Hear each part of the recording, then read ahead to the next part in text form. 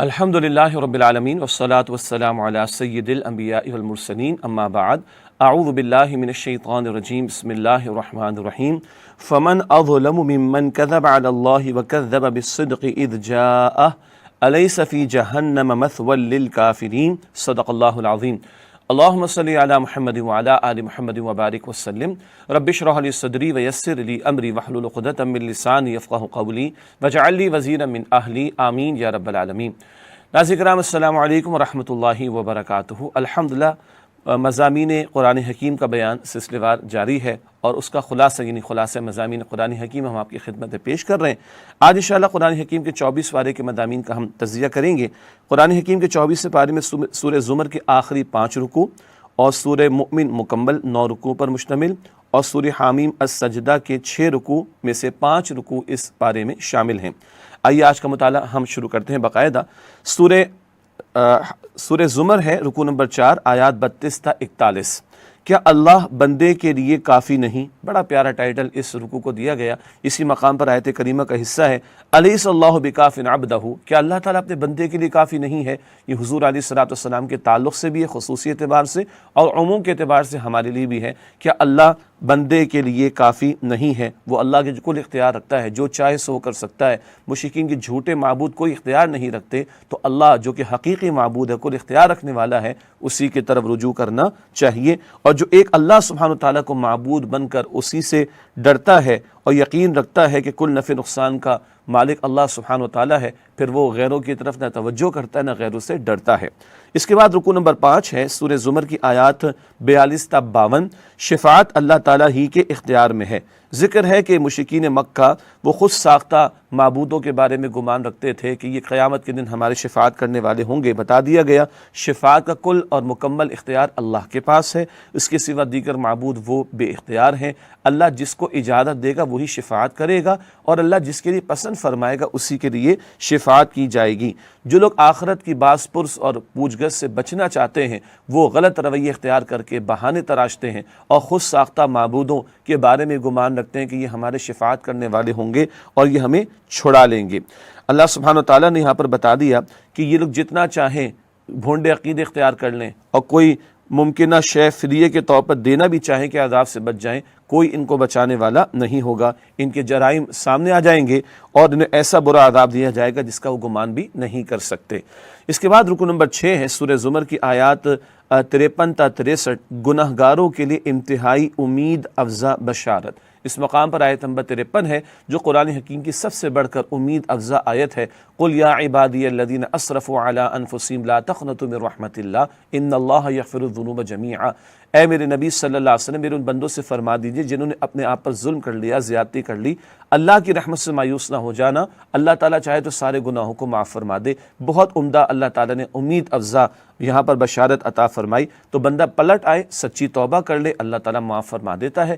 سچی توبہ میں یہ بھی شامل ہے کہ حقوق اور عباد کی کوتاہی کا بھی ازالہ ہو اور حقوق اللہ کی کوتاہی کا بھی ازالہ ہو، اور گناہوں کو چھوڑ کر بندہ اللہ کی طرف آ جائے۔ یہی بات یہاں پر بیان کی گئی کہ پلٹ آؤ اللہ سبحانہ وتعالیٰ پر اس سے پہلے کہ تم پر عذاب آ جائے، اور اللہ نے جو کتاب قرآن کریم تمہیں عطا فرمائی، اس قرآن حکیم کو مضبوطی سے تھامو اور اس کی پیروی کرو۔ یہ ہے رجوع اللہ کا طریقہ جو بتایا جا رہا ہے اللہ کی طرف پلٹ آنے کا۔ اور جو لوگ بدنصیب ہیں کہ جو اللہ کی اس قدر امید افزا بشارت کو بھی نہیں مانتے اور اس پر یقین نہیں رکھتے اور اللہ کی طرف پلٹتے نہیں ہیں، تو آج جو مہلت سے فائدہ نہیں اٹھا رہا، کل وہ حسرتوں میں ہوگا اور فریاد کرے گا کہ کاش اس کو مہلت مل جائے، وہ دنیا میں لوٹ کر نیک عمل کر لے، بہت اچھا بن جائے۔ کل حسرتیں ہوں گی، عمل کا موقع آج اس دنیا کے اندر ہے۔ اللہ تعالی ہمیں اپنی رحمت کا مستحق بنائے، ہمیں پلٹنے کی توفیق دے، ہمیں گناہوں کو ترک کرنے کی توفیق دے اور قرآن کریم کو تھامتے ہوئے اس کے احکام پر عمل کی توفیق عطا فرمائے۔ اس کے بعد رکوع نمبر 7 ہے سورہ زمر کی آیات 64 تا 70۔ باطل کے ساتھ سمجھوتے کی زوردار نفی۔ کشاکش جو نبی پاک علیہ الصلوۃ والسلام مشرکین مکہ کے درمیان جاری تھی، اس کا تذکرہ آ رہا ہے۔ سرداران قریش کی طرف سے سمجھوتے کی پیشکش کا ذکر ہے۔ کہنے لگے کہ ایک سال ہم آپ کے معبود کی عبادت کر لیتے ہیں، ایک سال آپ ہمارے معبودوں کی عبادت کر لیجئے۔ یہ سورہ کافرون کے پس منظر میں بات بیان کی جاتی ہے، عموم کے اعتبار سے بھی اس کو بیان کیا جاتا ہے۔ بتا دیا گیا کہ رسول اللہ علیہ الصلوۃ والسلام تو توحید کی دعوت دے رہے ہیں، بالفرض بالفرض بالفرض اگر کسی پیغمبر نے بھی شرک کیا ہوتا تو اس کی تمام کی تمام نیکیاں ضائع ہو جاتی۔ گویا بتایا جا رہا ہے کہ کسی نبی سے کسی پیغمبر سے شرک کا امکان ہی نہیں ہے، اور یہ سنایا گیا مشرکین مکہ کو کہ تمہاری یہ جو سودے بازی کی پیشکش ہے یہ قطعاً قبول نہیں کی جائے گی، اور نبی اکرم صلی اللہ علیہ وسلم دعوت توحید پر ہی استقامت کا مظاہرہ فرماتے رہیں گے۔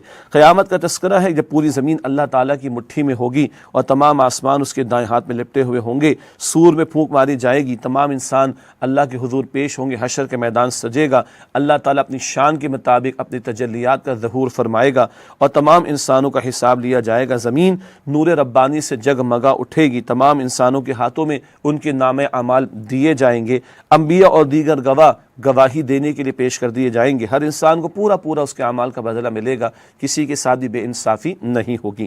رکوع نمبر 8 ہے سورہ زمر کی آیات 71 تا 75، قیامت کے آخری مناظر کا بیان، یعنی حساب کتاب بھی ہونا ہے، حشر کا میدان بھی سجے گا، نام اعمال بھی عطا ہوں گے۔ اب آخری مناظر کا تذکرہ اس مقام پر ہے۔ بتایا گیا کہ کفار گروہوں کی صورت میں جہنم کی طرف ہانکے جائیں گے، جہنم کے دروازے بند ہوں گے جیسے کسی قید خانے کے دروازے بند ہوتے ہیں۔ جہنم پر مأمور فرشتے پوچھیں گے کیا تمہارے پاس رسولوں نے آ کر تمہیں اس دن کے بارے میں خبردار نہیں کیا تھا؟ اقرار کریں گے ہاں، لیکن ہماری بدقسمتی کہ ہم نے توجہ نہیں دی۔ فرشتے کہیں گے کہ جاؤ اور ہمیشہ کے لیے جہنم میں داخل ہو جاؤ، اللہ تعالیٰ مجھے اور آپ کو جہنم کے عذاب سے بچائے۔ اس کے برعکس متقی یعنی نافرمانی سے بچنے والوں کے لیے بھی ایک اعلان ہوگا، ان کو گروہ کی صورت میں جنت کی طرف لے جایا جائے گا، اس کے دروازے پہلے سے کھلے ہوں گے، مراد ان کو ویلکم کہنے کے لیے، ان کا استقبال کرنے کے لیے۔ جنت پر مأمور فرشتے ان کے لیے اعلان فرمائیں گے، جنت میں داخلے کا مبارکباد پیش کریں گے اور بشارت دیں گے ہمیشہ کے لیے داخل ہو جاؤ اس جنت میں، اس کی نعمتوں سے لطف اندوز ہونے کے لیے۔ اہل جنت اللہ تعالیٰ کا شکر ادا کریں گے جس نے اپنا وعدہ پورا فرمایا ہوگا اور جنت کی وسیع سرزمین کا ان کو وارث بنا دیا ہوگا۔ آخری معاملہ یہ ہوگا، فرشتے اللہ کے عرش کے گرد گھیرا ڈال کر اس کی تسبیح کر رہے ہوں گے، ان کے درمیان بھی کوئی ایک اختلاف رائے اگر ہو جاتا ہے تو اس کا بھی فیصلہ بالآخر فرما دیا جائے گا، اور تمام فرشتوں سے اعلان کروا دیا جائے گا الحمدللہ رب العالمین، سبحان اللہ۔ اس کے بعد سورہ غافر ہے، اس کا ایک اور نام سورۃ المؤمن بھی ہے، مشہور نام ہمارے جو مصحف پبلش ہوتے ہیں ان میں سورہ مؤمن ہے، اور اس کا ایک اور نام سورۃ الغافر بھی ہے۔ صرف اللہ تعالیٰ ہی سے دعا کرنے کا بیان۔ پچھلی صورت میں اللہ کی عبادت پر زور تھا، سورہ زمر میں اب توحید کا ایک اور تقاضا کہ دعا صرف اللہ سبحانہ و تعالیٰ ہی سے کی جائے۔ پہلا رکوع ہے آیات 1 تا 9، فرشتوں کی اہل ایمان کے لیے خوش کن دعا۔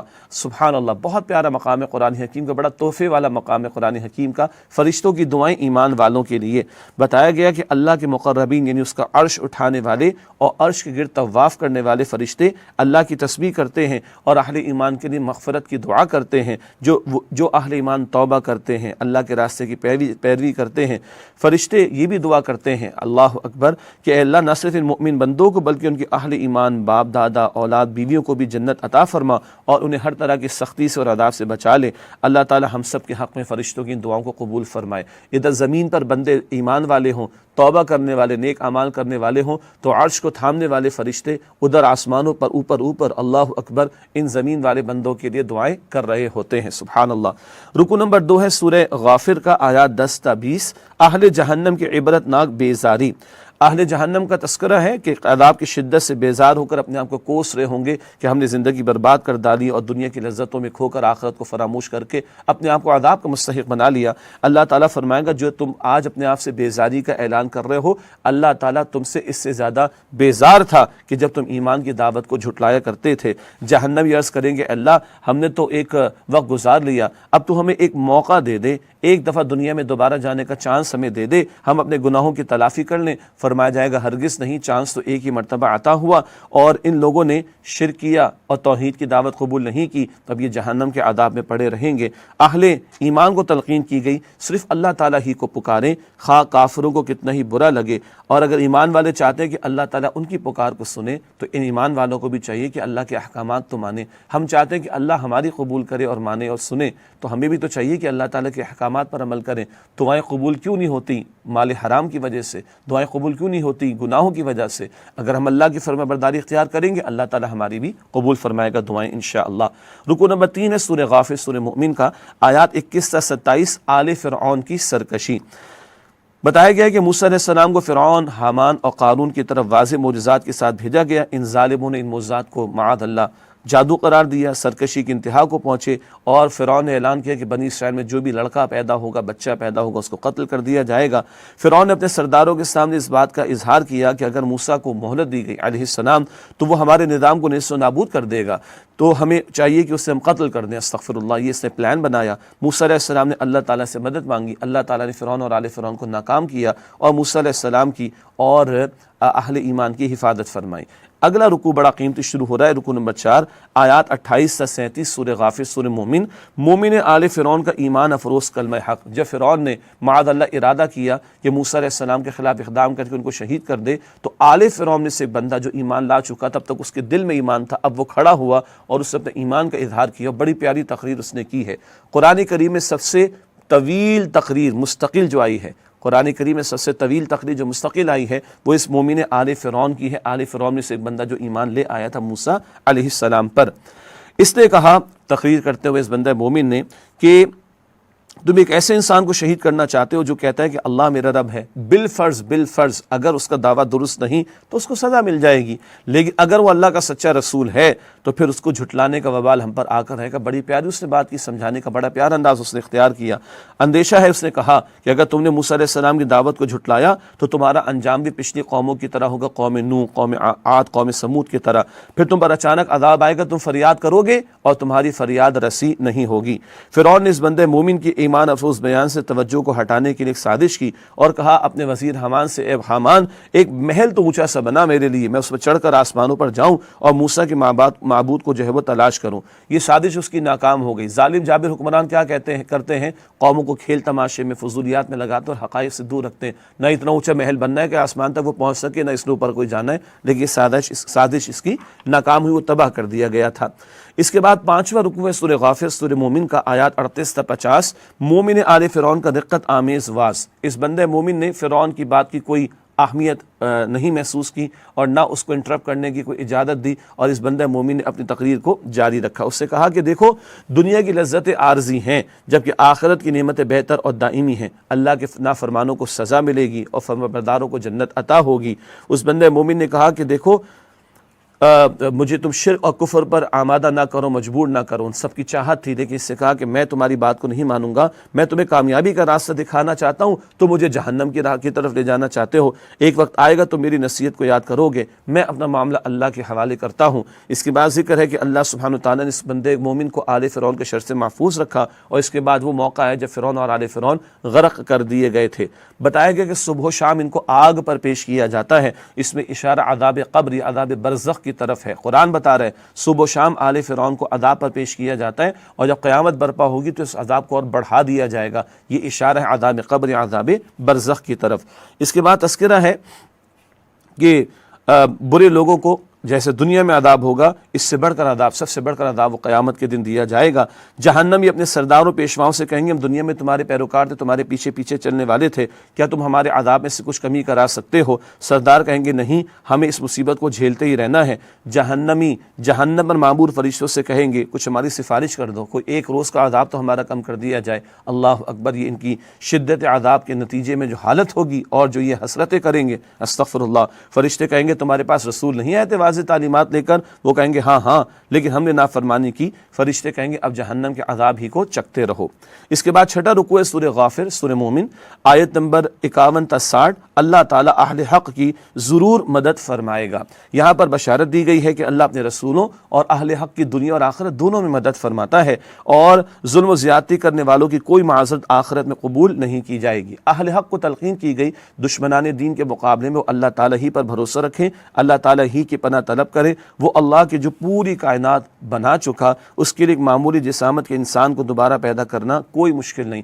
دشمنان دین ان کو بھی دوبارہ پیدا کیا جائے گا اور انہیں جرائم کی بھرپور سزا دی جائے گی۔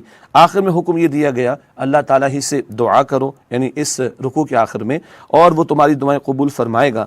جو لوگ سرکشی کی وجہ سے اللہ کو نہیں پکارتے، اللہ اکبر، وقال ربکم ادعونی استجب لکم، اللہ فرماتا ہے تم مجھ سے دعا مانگو میں تمہاری دعا قبول کروں گا، ان الذین یستکبرون عن عبادتی سیدخلون جہنم داخلین، جو تکبر کرتے ہوئے اللہ فرماتا ہے مجھ سے نہیں مانگتے میں ان کو ذلیل کر کے جہنم میں داخل کروں گا۔ تو اللہ سے نہ مانگنے سرکشی ہے، اور سرکشی کرنے والے، تکبر کرنے والے، ان کا ٹھکانہ جہنم کی آگ ہے۔ اللہ تعالیٰ مجھے اور آپ کو، ہم سب کو جہنم کی آگ سے محفوظ رکھے۔ یہ اللہ کی نعمت ہے، وہ خالق بھی مالک بھی، وہ ہمیں کہتا ہے کہ مجھ سے مانگو میں تمہیں عطا کروں گا۔ محرومی ہے اس بندے کے لیے جو اللہ سے نہ مانگے، اللہ کو نہ پکارے۔ رکو نمبر 7 ہے سورہ غافر، آیات 61 تا 68، دعا اسی سے مانگو جو محسن حقیقی ہے۔ بتایا گیا محسن حقیقی تو اللہ ہی ہے، اور اللہ نے بندوں پر بہت سارے انعامات فرمائے ہیں۔ رات آرام کو دی ہے، دن کام کاج کے لیے عطا فرمایا، زمین کو بچھونا بنایا، آسمان کو محفوظ چھت اللہ نے بنایا، عمدہ تخلیق ہماری فرمائی، اور پاکیزہ رزق عطا فرمایا۔ وہی خالق ہے، وہی رازق ہے، وہی مالک ہے، وہی نفع نقصان کا اختیار رکھنے والا، اسی سے مانگنا چاہیے، وہی ہماری دعاؤں کو قبول کرنے والا ہے۔ بتایا گیا کہ اللہ نے پہلے انسان کو مٹی سے بنایا، جناب آدم علیہ السلام کو، اس کے بعد ہر انسان کو نطفے سے بنایا۔ اللہ اس نطفے قطرے کو ترقی دے کر بچے کی صورت عطا کرتا ہے، یہ بچہ جوانی کو پہنچتا ہے، پھر بڑھاپا اس پر آ جاتا ہے۔ کوئی اور ہستی ہے جو یہ سب کچھ کر سکے تو اللہ ہی کو مانو اور اللہ ہی کی مانو۔ اس کے بعد رکو نمبر 8 ہے سورہ غافر، آیات 69 تا 78، جھٹلانے والوں کا برا انجام۔ بتایا گیا کہ دعوت حق کو جھٹلانے والے بہت بڑے مجرم ہیں، اور وہ لوگ کہ جنہوں نے گمراہی کا راستہ اختیار کیا، نام نہاد مذہبی پیشوا بن گئے مشرکین کے، کفار کے، وہ اپنے مفادات کی خاطر حق سے لوگوں کو دور پھیر رہے ہیں۔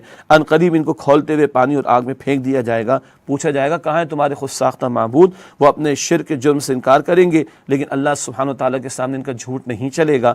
اللہ تعالیٰ فرمائے گا اپنے جرائم کے پاداش میں جہنم کی آگ کا مزہ چکھو۔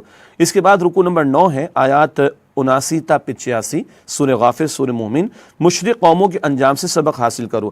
ارشاد ہوا کہ اللہ نے انسان کی سہولت اور فوائد کے لیے چوپائے اور کشتیاں بنائیں، بے شمار نعمتیں اللہ نے دی، مگر انسان ان نعمتوں کی قدر نہیں کرتا، شکر ادا نہیں کرتا۔ ماضی میں کئی اقوام گزری ہیں کہ جو موجودہ اقوام کے مقابلے میں قوت میں، افرادی قوت میں، طاقت میں، ٹیکنالوجی میں بہت بڑھ کر تھیں۔ قوم عاد و سمود کا ذکر ہو رہا ہے، مشرکین کے مقابلے میں، مشرکین مکہ کے مقابلے میں۔ ان کے پاس جب رسول علم ہدایت لے کر آئے، وحی کی تعلیم لے کر آئے، تو ان لوگوں نے اپنی دنیاوی ترقی کو مال و اسباب کو زیادہ اہم سمجھا وحی کی تعلیم کے مقابلے میں، اور علم ہدایت کو معاذ اللہ انہوں نے ٹھکرا دی اور رد کر دیا۔ جب اللہ تعالیٰ کا عذاب آیا تو ان کی ساری محنتیں، ساری ٹیکنالوجی، سارے کے سارے وسائل دھرے کے دھرے رہ گئے، اور وہ اللہ کے عذاب میں مبتلا ہوئے۔ عذاب دے کر توبہ کرنے لگے، لیکن ظاہر بات اس وقت کا توبہ کرنا قبول نہیں ہوتا۔ اس کے بعد سورہ فصلت ہے، اس کا دوسرا نام سورہ حامیم سجدہ، ہمارے معروف نام اس کا سورہ حامیم سجدہ ہے، ایک اور نام اس کا سورہ فصلت ہے۔ اللہ ہی کی طرف دعوت دینے کا بیان۔ توحید کا ایک اور تقاضا کیا ہے؟ لوگوں کو اللہ کی طرف دعوت دی جائے، اللہ کی طرف بلایا جائے۔ پہلا رکوع ہے سورہ فصلت کی آیات 1 تا 8، سورہ حامیم سجدہ۔ قرآن کی عظمت اور مشرکین مکہ کی ہٹ درمی بتایا گیا۔ قرآن حکیم ایک فصیح اور بلیغ زبان عربی میں نازل کیا گیا، جس سے اس کتاب کا سمجھنا آسان ہوا۔ بتایا گیا کفار مکہ کی بدقسمتی ہے، اتنی عظیم نعمت اللہ نے ان کو عطا فرمائی، ان کے ہاں ہی سے محمد مصطفیٰ علیہ السلام آئے، ان کی اپنی زبان میں قرآن ان کو عطا ہوا، مگر یہ ہٹ دھرمی کرتے ہوئے ان تعلیمات کو جھٹلا رہے ہیں۔ ایسے ناشکروں کے لیے ہلاکت و بربادی ہے۔ اس کے برعکس جو کوئی قرآن کی تعلیم کو قبول کرے، قرآن کی دعوت کو قبول کرے اور اس کی تعلیمات و تقاضوں پر عمل کرے، ان کے لیے ایسا اجر ہے جس کی کوئی انتہا نہیں۔ اللہ ایسے ہی لوگوں میں ہم سب کو شامل فرمائے۔ دوسرا رکوع ہے سورہ فصلت یعنی حامیم سجدہ، آیات 9 تا 18، شرک کرنے والوں کا انجام۔ دوسرے رکوع میں بتایا گیا کہ اللہ نے زمین اور اس کے جملہ خزانے 4 دنوں میں بنائے، 7 آسمان 2 دن میں تخلیق کیے، پھر 7 زمین اور آسمان کے کردار کے لیے ایک ضابطہ مقرر فرما دیا۔ 6 دنوں کا ذکر بار بار قرآن میں آتا ہے، یہاں اس کی تھوڑی سی وضاحت ہے۔ 4 دنوں میں زمین اور اس کے تمام خزانوں کا بنا دیا جانا، اور 7 آسمان 2 دنوں میں تخلیق کر دیا جانا۔ تھوڑی وضاحت 6 ایام کی اس مقام پر آئی، مگر ان کی اصل حقیقت اللہ تعالیٰ ہی کے علم میں ہے۔ بتایا گیا کہ دیکھو جس اللہ نے سارا عمل کیا تخلیق کا، کوئی اور اس کے برابر ہو سکتا ہے کیا؟ خالق اور مخلوق کو تم برابر کر دیتے ہو۔ افسوس ہے کہ شرک کرنے والے یہ بھونڈی روش اختیار کرتے ہیں کہ مخلوق کو خالق کے برابر قرار دیتے ہیں۔ بتائیے باز نہیں آئیں گے تو قوم عاد و سمود جیسا انجام ان کا بھی ہوگا۔ قوم عاد نے تکبر کرتے ہوئے اللہ کی بندگی کو ٹھکرا دیا معاذ اللہ، اور دعویٰ کیا کہ کوئی ہے جو ہم سے زیادہ طاقتور ہو۔ اللہ تعالیٰ نے تند اور تیز ہوا سے ان کو ہلاک کر ڈالا اور ثابت کر دیا کہ یہ کچھ حیثیت نہیں رکھتے، اصل طاقت تو کس کی ہے؟ اللہ سبحانہ تعالیٰ کی۔ قوم سمود نے شرک کی روش اختیار کی تو اللہ تعالیٰ نے نے زوردار زلزلے سے ان کو تباہ کر ڈالا، اور جن لوگوں نے دعوت توحید قبول کی اللہ نے ان کی حفاظت فرمائی۔ رکو نمبر 3 ہے سورہ فصلت حامیم سجدہ، آیات 19 تا 25۔ مجرمین کے خلاف ان کی آنکھوں، کان اور کھالوں کی گواہی۔ اللہ اکبر، قیامت کا دن ہوگا، انسانی وجود میں سے 3 اعضاء گواہی دیں گے۔ یہ مشرکین، یہ کفار، ان کو بھی سمجھایا گیا تمہاری آنکھ، تمہارے کام، تمہاری کھالیں تمہارے خلاف گواہی دیں گی، اور یہ پوچھیں گے تم نے ہمارے خلاف گواہی کیوں دی؟ تو یہ کھالیں بھی کہیں گی اس اللہ نے ہمیں بولنے کی صلاحیت عطا فرمائی جس اللہ تعالیٰ نے ہر شے کو بولنے کی صلاحیت عطا فرمائی۔ تمہارا گمان تھا، ان مجرمین سے کہا جا رہا ہے تمہارا گمان تھا کہ تمہارے کرتوت کسی کے علم میں نہیں، لو تمہارے اپنے اندر سے اللہ تعالیٰ نے گواہی پیش کر دی، اب تم خاموش رہو یا فریاد کرو، جہنم کی آگ تمہارا ٹھکانہ ہے۔ اللہم اجرنا من النار، اے اللہ ہم سب کو آگ کے عذاب سے محفوظ فرما۔ رکو نمبر 4 ہے سورہ فصلت، آیات 26 تا 32۔ تبلیغ قرآن میں رکاوٹ ڈالنے کا انجام۔ مشرکین مکہ کا یہ قول نقل ہوا کہ اگر اپنا غلبہ برقرار رکھنا ہے تو لوگوں کو قرآن کی تبلیغ سے روکو۔ ان کو سمجھ آ گئی تھی کہ جو قرآن سن لیتا ہے وہ جان سب کچھ لگانے کو جان سمیت تیار ہو جاتا ہے، تو اس قرآن کی تبلیغ سے روکو، یہ مشرکین نے فیصلہ کیا۔ آج کے عہد میں بھی آپ دیکھیے قرآن سے روکنے کی کس قدر سازشیں غیروں کی طرف سے کی جاتی ہیں۔ بہرحال قرآن کی تبلیغ تو جاری رہے گی، بتایا جا رہا ہے، اور لوگ اس کے اثر کو قبول کر کے اسلام میں داخل ہوتے رہیں گے انشاءاللہ تعالی، اور بالآخر اللہ کا دین تو غالب ہوگا۔ ان دشمنوں کو جو تبلیغ قرآن سے روکتے ہیں، بتایا گیا انہیں قرآن دشمنی کی سزا ان قریب دی جائے گی۔ جن لوگوں کو انہوں نے گمراہ کیا وہ روز قیامت التجا کریں گے کہ اے اللہ ہمیں گمراہ کرنے والے دکھائے جائیں تاکہ ہم انہیں اپنے قدموں تلے کچل ڈالیں۔ اس کے بعد اللہ تعالیٰ نے بہت پیارا مقام عطا فرمایا، جو لوگ اللہ پر ایمان لا کر اس پر ڈٹ جائیں، اللہ کی ربوبیت پر جن کا دل ٹھک جائے، اس طرح کی استقامت کرنے والوں کے لیے اللہ تعالیٰ کی طرف سے اعلان ہے کہ اللہ سبحانہ و تعالیٰ جو ہے وہ ان کے لیے فرشتوں کا نزول فرماتا ہے دنیا میں بھی اور آخرت میں تو ہے ہی ہے، اور فرشتے ان کو اطمینان سکون کی بشارت دیتے ہیں اور جنت کی بشارت دیتے ہیں۔ وہ جنت جہاں جو وہ چاہیں گے ان کو عطا ہوگا۔ فرشتوں کا نزول دنیا میں بھی ہوتا ہے اللہ کی طرف سے نیک بندوں پر۔ اس کے بعد رکوع نمبر 5 ہے سورہ فصلت کی آیات 33 تا 44۔ بہترین بات دعوت الی اللہ، بتایا گیا ومن احسن قولا ممن دعا الی اللہ، اس سے بہتر بات اس کی ہوگی جس نے اللہ سبحانہ وتعالی کی طرف لوگوں کو بلایا۔ ہماری زبان ہو، ہمارے اور وسائل ہوں، medium of discussion who, communication کے چینلز ہو، ان سب کا بہترین استعمال کیا ہے؟ اللہ کی طرف دعوت دینا۔ اور یہ بھی بتایا گیا جو دعوت کا کام کرے وہ خود بھی اس دعوت پر عمل کرے، اور وہ کہے کہ میں بھی مسلمانوں میں سے ہوں، فرقہ واریت کی بات نہ کہے، دوسروں کو حقیر نہ سمجھے۔ برائی اور بھلائی برابر نہیں، بتایا گیا کہ برائی کے جواب بھلائی سے دو تو تمہاری جس کے درمیان دشمنی ہوگی وہ تمہارا گرم جوش دوست بن جائے گا۔ شیطان اکساہٹ لائے گا تو اللہ تعالیٰ کی پناہ لے لو، کیونکہ شیطان تمہیں حق کی راہ سے اور دین کی دعوت کے کام سے روکنے کی کوشش کرے گا، تو اللہ تعالیٰ کی پناہ طلب کرو۔ بتایا گیا ہے کہ قرآن حکیم ایک زبردست کتاب ہے، اس کتاب کے مضامین کی حفاظت خود اللہ تعالیٰ نے فرمائی۔ لاکھ لوگ اس کے خلاف سازشیں کریں، اللہ تعالیٰ نے اس کے الفاظ کی حفاظت کا بھی اہتمام فرمایا، اور اللہ سبحانہ وتعالیٰ نے اس کے مفاہیم کی بھی حفاظت کا اہتمام فرمایا۔ اللہ تعالیٰ ہمیں قرآن حکیم سے جڑنے اور اس کے تقاضوں پر عمل کی مزید توفیق عطا فرمائے۔ وآخر دعوانا الحمد للہ رب العالمین، والسلام علیکم ورحمۃ اللہ وبرکاتہ۔